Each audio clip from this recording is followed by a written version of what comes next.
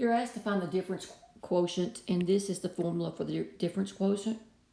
So let's find f of x plus h first. You need to substitute in x plus h in for x. So that's going to be 2 times x plus h, quantity squared, minus 5. Now let's do minus f of x. Minus f of x. F of x is 2x squared minus 5. All over h.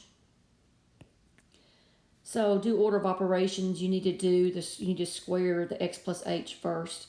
So that's 2 times x squared plus 2xh plus h squared minus 5 minus 2x squared plus 5 all over h.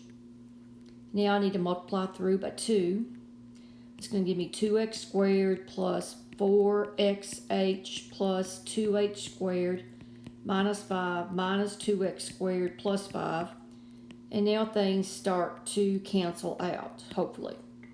2x squared, 5. I'm left with 4xh plus 2h squared over h. Factor an h out of the top and you're left with 4x plus 2h all over h. These cancel. And you're left with 4x plus 2h as an answer.